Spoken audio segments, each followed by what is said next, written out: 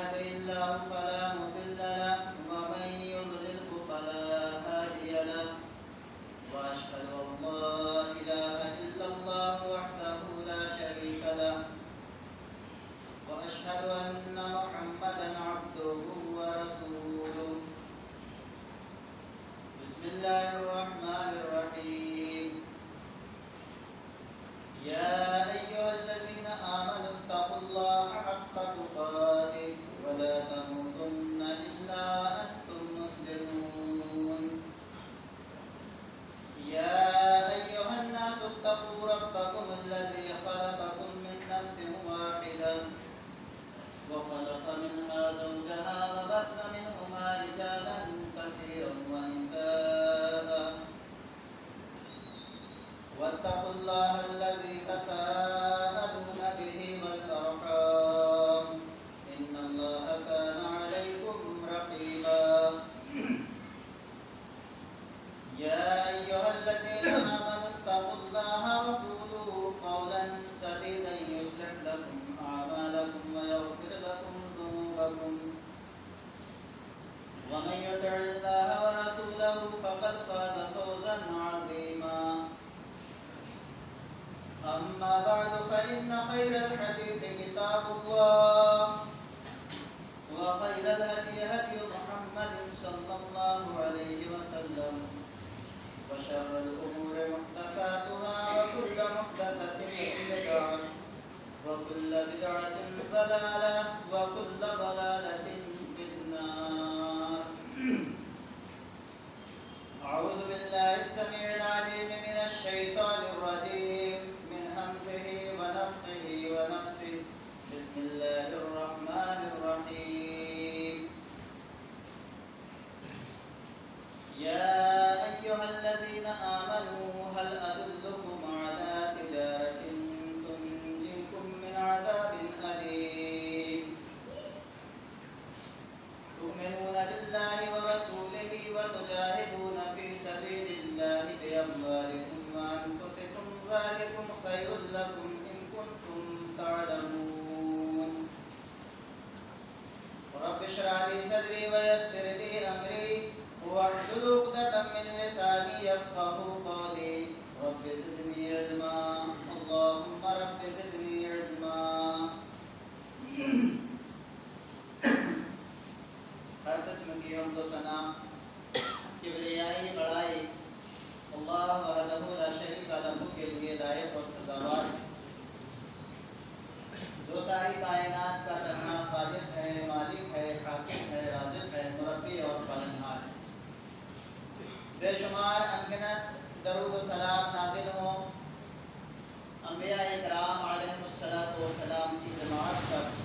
خصوصاً اللہ کی آخری نبی جناب محمد رسول اللہ صلی اللہ علیہ وسلم کی ذات اقدس و مقدس پر، جنہیں اللہ تبارک و تعالیٰ نے خاتم النبیین رحمۃ للعالمین بنا کر مبعوث فرمایا۔ اللہم صلی علی محمد وعلی آل محمد کما صلیت علی ابراہیم وعلی آل ابراہیم انک حمید مجید۔ اللہم بارک علی محمد وعلی آل محمد کما بارکت علی ابراہیم وعلی آل ابراہیم انک حمید مجید۔ معزز حاضرین جمعہ، قابل احترام پردہ نشین اسلامی ماں اور بہنوں، ابھی خطبہ مسنونہ کے بعد قرآن مجید کی جو آیتیں آپ حضرات کے روبرو تلاوت کی گئی ہیں، یہ سورۃ الصف کی آیتیں ہیں۔ ان آیتوں کے اندر اللہ تبارک و تعالیٰ نے اہل ایمان سے مخاطب ہو کر کے ارشاد فرمایا ہے، کہا یا ایھا الذین آمنو، اے ایمان والو، هل ادلکم علی تجارۃ تنجیکم من عذاب علیم، کیا میں تمہیں ایک ایسی تجارت نہ بتلاؤں، کیا میں تمہیں ایک ایسا بزنس اور ایسا کاروبار نہ بتلاؤں جو تم کو قیامت کے دن کے دردناک عذاب سے، قیامت کے دن کے خطرناک اور المناک عذاب سے نجات دے۔ وہ تجارت کیا ہے، وہ کاروبار اور وہ بزنس کیا ہے؟ اللہ تبارک و تعالیٰ نے قرآن مجید کے اندر فرمایا کہ وہ تجارت، وہ کاروبار اور بزنس یہ ہے کہ تؤمنون باللہ، تم ایک اکیلے اللہ پر ایمان لاؤ، ورسول اس کے رسول صلی اللہ علیہ وسلم پر ایمان لاؤ. وَتُجَاهِدُونَ فِي سَبِيلِ اللَّهِ بِأَمْوَالِكُمْ وَأَنفُسِكُمْ. اللہ کے راستے میں اپنی جانوں اور اپنے مالوں کے ذریعے سے جہاد کرو. ذرا غور کیجئے،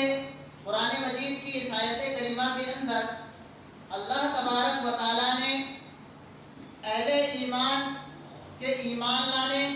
اور ایمان لانے کے بعد اعمال صالحہ کرنے کو، نیک اعمال کرنے کو تجارت قرار دیا ہے. اس جیسی آیتیں قرآن مجید کے اندر دوسرے مقامات پر ہمیں اور بھی ملتی ہیں. اللہ تبارک و تعالیٰ سورہ توبہ کے اندر ارشاد فرماتا ہے ان اللہ اشتری من المؤمنین اموالهم وانفسهم بان لهم الجنہ، کہ اللہ رب العزت نے مومنوں سے ان کی جانوں اور ان کے مالوں کے بدلے، مومنوں سے ان کی جانوں اور ان کے مالوں کو خرید لیا ہے جنت کے عوض میں، جنت کے بدلے میں. اس آیت کریمہ کے اندر بھی اللہ تبارک و تعالیٰ نے اہل ایمان کی جو عملی زندگی ہے، مومن ایمان لانے کے بعد جو قربانیاں دیتا ہے اللہ کے راستے میں اپنی جان کی اور اپنے مال کی، اللہ تبارک و تعالیٰ نے اسے ایک تجارت سے تشبیہ دیا ہے، ایک تجارت قرار دیا ہے. اور سورہ فاطر کے اندر اللہ تبارک و تعالیٰ نے ارشاد فرمایا کہ ان الذین یتلون کتاب اللہ واقاموا الصلاۃ وانفقوا مما رزقناہم سرا وعلانیہ یرجون تجارۃ لن تبور. اللہ نے کہا کہ وہ لوگ جو کتاب الہی کی تلاوت کرتے ہیں، قرآن مجید کی تلاوت کرتے ہیں، پابندی کے ساتھ پانچوں وقت کی نمازوں کا اہتمام کرتے ہیں، پابندی کرتے ہیں، اور اللہ تبارک و تعالیٰ نے جو رزق یعنی جو مال انہیں دے رکھا ہے، لوگوں کو اللہ کے راستے میں خرچ کرنے کے لیے ترغیب دلاتے ہوئے، لوگوں کو دکھا کر اور ریاکاری سے بچنے کے لیے لوگوں سے چھپا کر کے اللہ کے راستے میں خرچ کرتے ہیں. یرجون تجارۃ لن تبور. اللہ نے کہا کہ یہ وہ لوگ ہیں جو ایسی تجارت کے امیدوار ہیں، ایسے کاروبار اور ایسے بزنس کے امیدوار ہیں کہ جس تجارت میں، جس کاروبار اور جس بزنس میں کوئی گھاٹے اور نقصان کا کوئی اندیشہ باقی نہیں رہ جاتا ہے. حضرات، قرآن مجید کی ان آیتوں کی روشنی میں ہمیں پتہ یہ چلا کہ اللہ تبارک و تعالیٰ نے اہل ایمان کی عملی زندگی کو ایک تجارت قرار دیا ہے. اہل ایمان کی عملی زندگی کو اللہ تبارک و تعالیٰ نے تجارت سے تشبیہ دیا ہے. اور یہ جو تجارت ہے، یہ تجارت دراصل یہ جنت کا سودا ہے. یہ تجارت دنیاوی منافع کی تجارت نہیں ہے، یہ تجارت آخرت کے منافع کی تجارت ہے. یہ دنیا ایک بازار ہے اور دنیا کے اس بازار میں کچھ لوگ جنت کے خریدار ہیں، کچھ لوگ جہنم کے خریدار ہیں. ایک طرف جنت مل رہی ہے اور ایک طرف جہنم مل رہی ہے. اپنی خواہشات پر عمل کرنے والے، نفسانی خواہشات کے پیچھے چلنے والے، اللہ اور اس کے رسول صلی اللہ علیہ وسلم کے فرامین کو ٹھکرا کر، اللہ اور اس کے رسول کے فرامین سے منہ موڑ کر اپنی من چاہی زندگی بسر کرنے والے، یہ جہنم کے خریدار ہیں.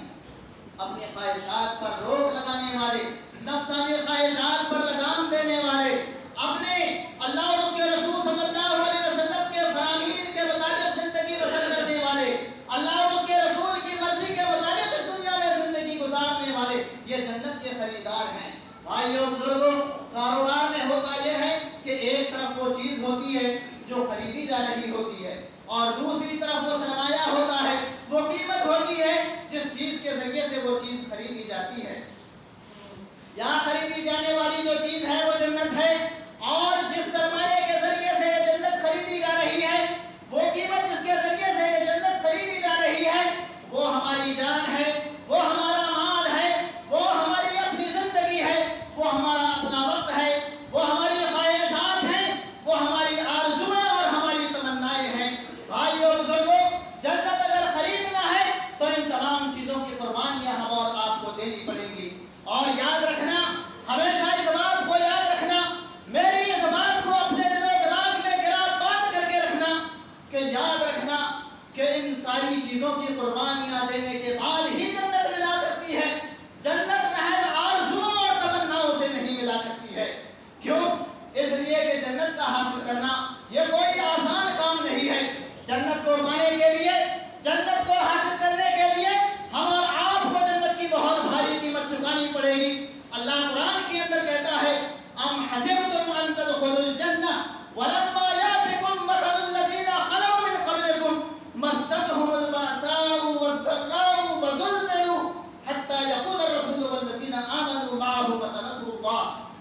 اللہ رب العزت نے کہا کہ اے مومنو، اے ایمان والو، کیا تم نے یہ سمجھ رکھا ہے، کیا تم نے یہ گمان کر رکھا ہے کہ ایسے ہی آسانی سے تم جنت میں چلے جاؤ گے؟ حالانکہ ابھی تم پر وہ حالات نہیں آئے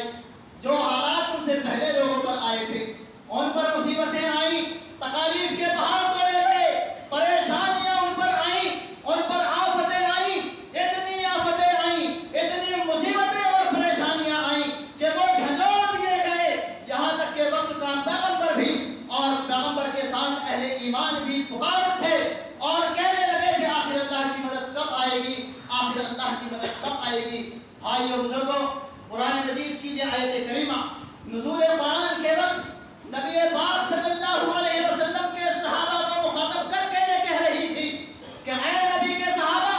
اے نبی کے ساتھیوں، اگر تم جنت میں جانا چاہتے ہو، جنت اگر حاصل کرنا چاہتے ہو، تو جنت کو پانے کے لیے، جنت کو حاصل کرنے کے لیے تمہیں بھی ویسے ہی کٹھن مراحل سے گزرنا پڑے گا۔ جنت کو پانے کے لیے جیسے کٹھن مراحل سے تم سے پہلے لوگ گزرے ہیں، ان میں سے بعض ایسے بھی تھے کہ جنہیں کھڑا کر کے لکڑی کی طرح آروں سے چیر دیا جاتا تھا، ان میں سے بعض ایسے بھی تھے کہ جنہیں لوہے کی کنگھیوں کے ذریعے سے ان کے جسموں کا گوشت اکھیڑ دیا جاتا تھا، کھینچ دیا جاتا تھا۔ جنت کی ہمارے اسلاف نے اتنی بھاری قیمت چکائی ہے۔ قرآن مجید کی یہ آیت کریمہ صحابہ کرام سے مخاطب ہو کر کے نزول قرآن کے وقت یہ کہہ رہی تھی کہ نبی کے ساتھیوں، جنت میں اگر جانا چاہتے ہو، جنت اگر حاصل کرنا چاہتے ہو، تو جیسے کٹھن مراحل سے تم سے پہلے لوگ گزرے ہیں، جنت کو پانے کے لیے تمہیں بھی ویسے ہی کٹھن مراحل سے گزرنا پڑے گا، تب جا کر کے جنت تم کو ملے گی۔ اور آج کے اس دور میں قرآن مجید کی یہ آیت کریمہ ہم اور آپ جیسے اہل ایمان سے اور مسلمانوں سے مخاطب ہو کر کے کہہ رہی ہے، صحابہ کرام رضوان اللہ علیہم اجمعین کو اسوہ اور نمونہ بنا کر کہہ رہی ہے کہ اے مومنوں، اے مسلمانوں، جنت میں اگر جانا چاہتے ہو، جنت اگر حاصل کرنا چاہتے ہو، تو یاد رکھو کہ جنت کو پانے اور حاصل کرنے کے لیے تم کو ویسی ہی قربانیاں دینی پڑے گی جیسے تمہارے اسلاف صحابہ کرام رضوان اللہ علیہم اجمعین نے جنت کو پانے کے لیے قربانیاں دی ہیں۔ آپ صحابہ کرام رضوان اللہ علیہم اجمعین کی سیرت کا مطالعہ کیجئے، ان کی زندگیوں کا مطالعہ کیجئے، ان کی زندگیوں کو اٹھا کر کے پڑھیے، آپ کو معلوم ہوگا ہمارے اسلاف نے، صحابہ کرام رضوان اللہ علیہم اجمعین نے جنت کی کیسی بھاری قیمت چکائی ہے، جنت کی کتنی بھاری قیمت انہوں نے ادا کی ہے۔ حضرت عبداللہ بن عمرو بن حرام الانصاری رضی اللہ تعالیٰ عنہ کے بارے میں آتا ہے، بڑے مشہور صحابی ہیں، یہ بڑے جلیل القدر صحابی ہیں، اور یہ مشہور اور جلیل القدر صحابی حضرت جابر رضی اللہ تعالیٰ عنہ کے یہ والد محترم ہیں، عمر کے اعتبار سے یہ بوڑھے ہیں، لیکن جنت کی کتنی بھاری قیمت انہوں نے چکائی ہے، ذرا غور کیجئے۔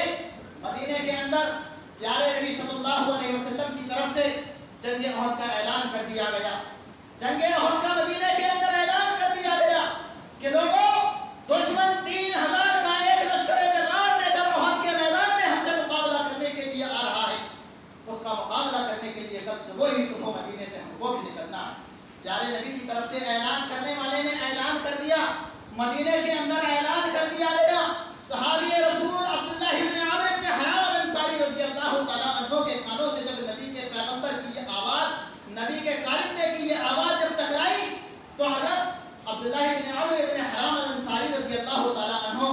اپنے بیٹے حضرت جابر رضی اللہ تعالیٰ عنہ کو بلاتے ہیں اور کہتے ہیں کہ اے میرے بیٹے جابر، نبی کی طرف سے اعلان کر دیا گیا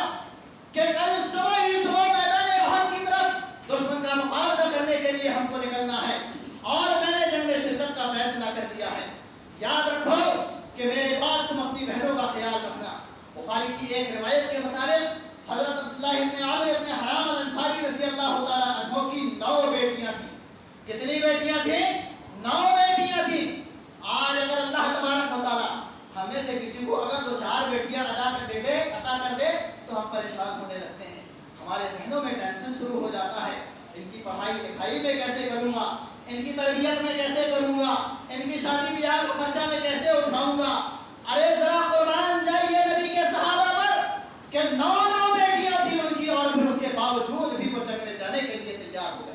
اور پھر خواہش کیا ہے جانتے ہیں آپ؟ ان کی خواہش جنگ میں جاتے ہوئے یہ ہے کہ کل جب میدان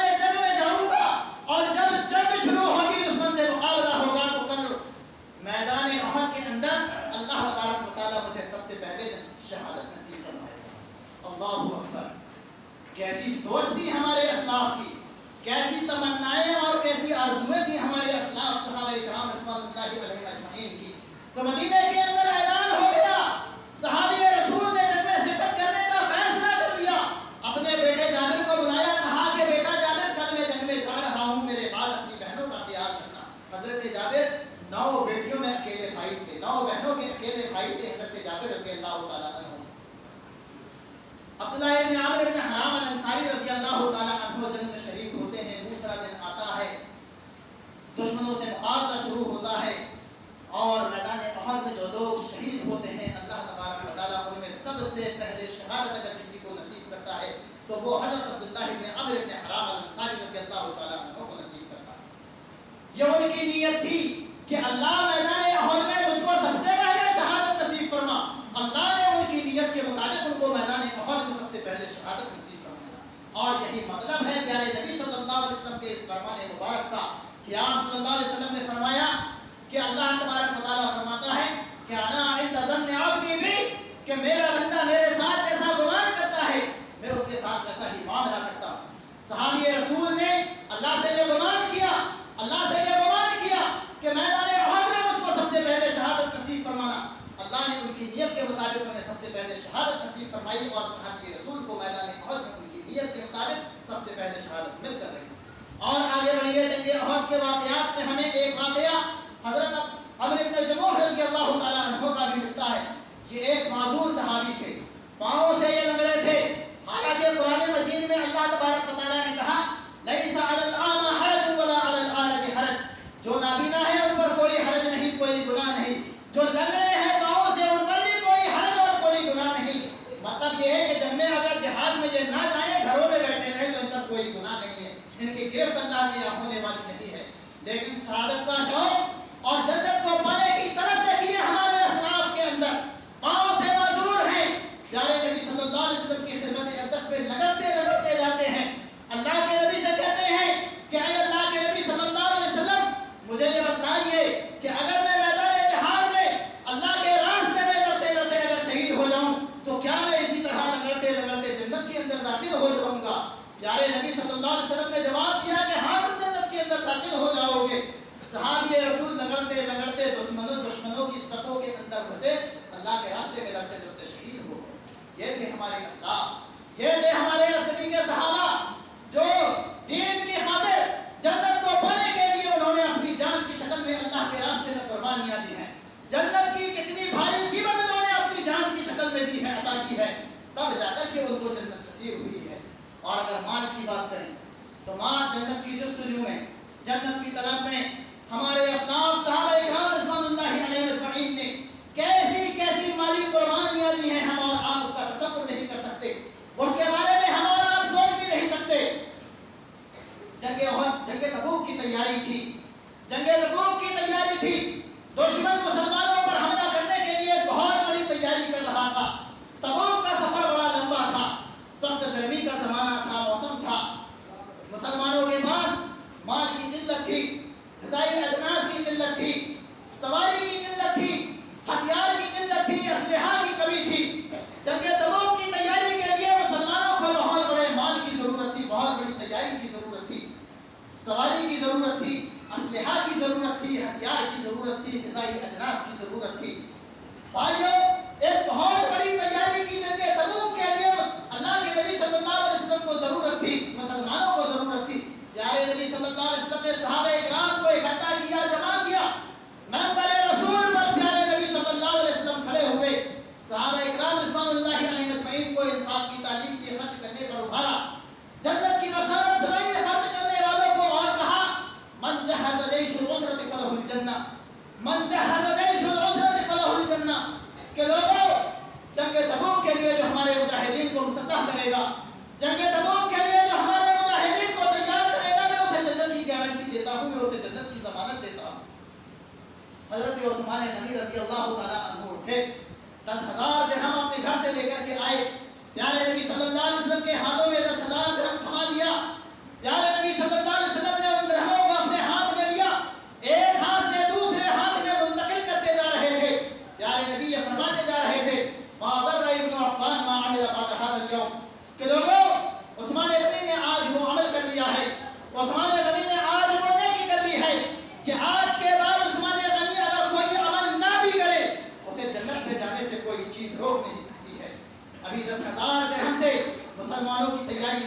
تھی. پیارے نبی صلی اللہ علیہ وسلم پھر منبر رسول پر کھڑے ہوئے, صحابہ کرام کو خرچ کرنے کی تعلیم دی, ابھارا, جنت کی بشارت سنائی اور کہا کہ لوگوں اتنے سے مال سے کچھ ہونے والا نہیں ہے, جنگ تبوک کے مجاہدین کو تیار کرنے کے لیے ابھی اور مزید مال کی ضرورت ہے. آپ مسلمانوں کو خرچ کرنے پر ابھارا. حضرت عثمان غنی رضی اللہ تعالیٰ عنہ محفل سے کھڑے ہوئے. عثمان غنی رضی اللہ عنہ نے کہا کہ اے اللہ کے نبی صلی اللہ علیہ وسلم, میں اپنی طرف سے 100 اونٹ غذائی اجناس سے لگے ہوئے اور دیتا ہوں. پیارے نبی صلی اللہ علیہ وسلم نے پھر دوبارہ اعلان کیا. پھر حضرت عثمان غنی کھڑے ہوئے, کہا اللہ کے نبی مزید 100 اونٹ اور غذائی اجناس سے لگے ہوئے میں اللہ کے راستے میں دیتا ہوں. تیسری مرتبہ پھر اعلان کیا. پھر تیسری مرتبہ حضرت عثمان غنی اٹھ کر کے کھڑے ہوئے, کہا اللہ کے نبی مزید اور 100 اونٹ میں اللہ کے راستے میں غذائی اجناس سے لگے ہوئے دیتا ہوں. قربان جائیے حضرت عثمان غنی پر 300 اونٹ غذائی اجناس سے لگے ہوئے جنگ تبوک کے مجاہدین کو مسلح کرنے کے لیے, اور 10,000 درہم حضرت عثمان غنی رضی اللہ تعالیٰ عنہ نے اللہ کے نبی صلی اللہ علیہ وسلم کی خدمت اقدس میں پیش کیا. جب حضرت عثمان غنی نے یہ دیا, پیارے نبی صلی اللہ علیہ وسلم پھر سے منبر رسول پر چڑھے. منبر رسول پر کھڑے ہو کر سارے صحابہ کرام رضوان اللہ علیہم اجمعین کے درمیان میں کھڑے ہو کر کے آپ نے یہ خطاب فرمایا اور آپ نے کہا ما ضر ابن عفان ما عمل بعد هذا اليوم. لوگوں آج عثمان غنی نے وہ نیکی کر لی ہے, آج عثمان غنی نے وہ عمل کر لیا ہے کہ آج کے بعد عثمان غنی اگر کوئی عمل نہ بھی کرے, جنت میں جانے سے اسے کوئی چیز روک نہیں سکتی ہے. یہ ہمارے اسلاف تھے. جنگ تبوک کے واقعات میں ہمیں ایک واقعہ بڑا دلچسپ واقعہ یہ بھی ملتا ہے کہ جب پیارے نبی صلی اللہ علیہ وسلم کی طرف سے اللہ کے دین کے لیے مال کا اعلان کیا گیا کہ اللہ کے دین کے لیے مال کی ضرورت ہے, جنگ تبوک کے مجاہدین کو مسلح کرنے کے لیے مال کی ضرورت ہے, حضرت ابو بکر بھی اپنے گھر گئے,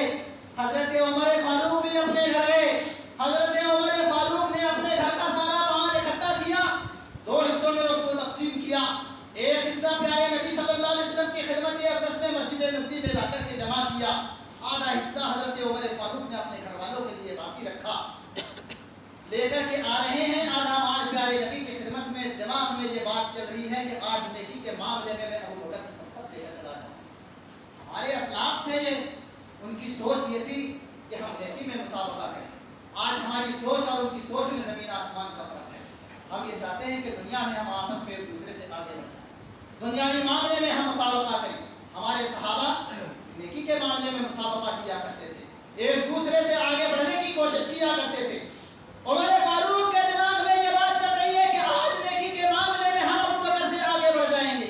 ابو بکر اپنے گھر گئے, گھر کا سارا مال جو کچھ تھا اکٹھا کیا, سارا کا سارا اٹھا کر اللہ کے نبی کی خدمت میں لایا. عمر لے کر کے آئے آدھا مال. پیارے نبی نے پوچھا عمر گھر والوں کے لیے کیا چھوڑ آئے ہو؟ عمر نے کہا پیارے نبی آدھا مال چھوڑ آیا,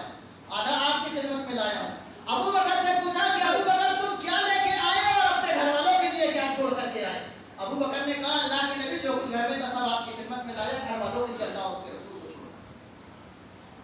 عمر فاروق کہنے لگے کہ اللہ کی قسم آج کے بعد میں ابو بکر سے نیکی کے معاملے میں آگے بڑھ نہیں سکتا. جنگ تبوک کے واقعات میں ہمیں ایک واقعہ یہ بھی ملتا ہے کہ ایک معذور صحابی تھے, اپنے ہاتھ سے معذور تھے. پیارے نبی نے جب جنگ تبوک کے مجاہدین کو مسلح کرنے والوں کے لیے,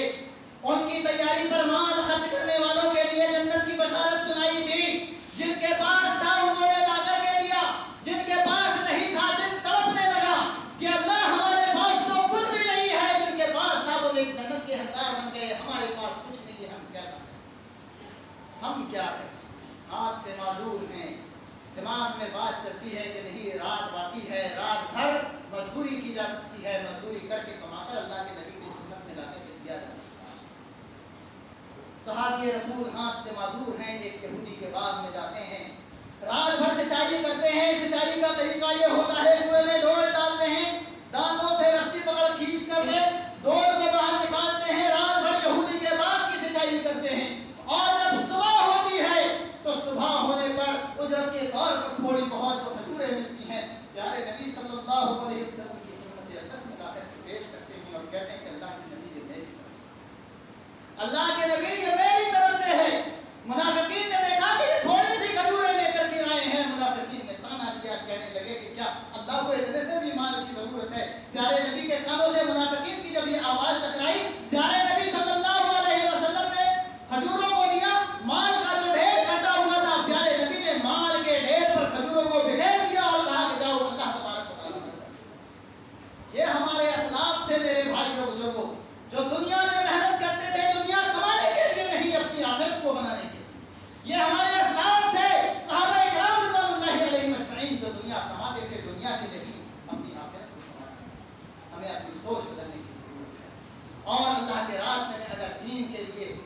مال کی ضرورت پڑے، جان کی ضرورت کی قربانی دینے کی ضرورت پیش آ جائے، ہمیں اس میں بلا تعامل اپنی جان ہو یا اپنا مال ہو اللہ کے راستے میں قربان کرنے کے لیے ہمیں تیار رہنا چاہیے۔ مانا کہ ہم صحابہ کرام جیسے تو بن نہیں سکتے، لیکن ہم ویسا بننے کی صحیح اور کوشش تو کر سکتے ہیں، ان کے اسبے کو اپنانے کی کوشش تو کر سکتے ہیں۔ بس آخر میں اللہ تبارک و تعالیٰ سے میں دعا کرتا ہوں کہ اللہ تبارک و تعالیٰ گھر سننے سے زیادہ ہمیں عمل کی توفیق عطا فرمائے۔ تیرے راستے میں ہم وقت اپنی جان کو، اپنے مال کو قربان کرنے کی اے اللہ ہمیں ہم وقت تیار رہنے کی توفیق عطا فرمائے۔ ضرورت پڑنے پر ان چیزوں کو قربان کرنے کی توفیق عطا فرمائے۔ اے اللہ جو کچھ تیرے راستے میں ہم چھوٹی بڑی قربانیاں دیتے ہیں، اے اللہ جس طرح صحابہ کرام رضوان اللہ علیہم اجمعین کے لیے ان نیکیوں کو تو نے آخرت کی نجات کا، آخرت کی کامیابی کا ذریعہ بنایا، جنت میں دخول کا ذریعہ بنایا، اے اللہ ہماری ہر چھوٹی بڑی نیکی کو سب پہ قبولیت فرما کر ہمیں بھی ہماری ان نیکیوں کو بھی ہمارے لیے جنت میں دخول کا ذریعہ اور سبب بنا لے۔ جو ہمیں بیمار ہیں الہ العالمین میں شفا کاملہ عاجلہ عطا فرما دے، جو محفوظ ہے قرض کی ادائیگی کا انتظام فرما دے۔ الہ العالمین جو لوگ پریشان حال ہیں، مصیبت زدہ ہیں، پروردگارہ ان کی مصیبتوں کو، ان کی پریشانیوں کو دور فرما دے۔ جب تک اس دنیا میں ہمیں قائم و دائم رکھ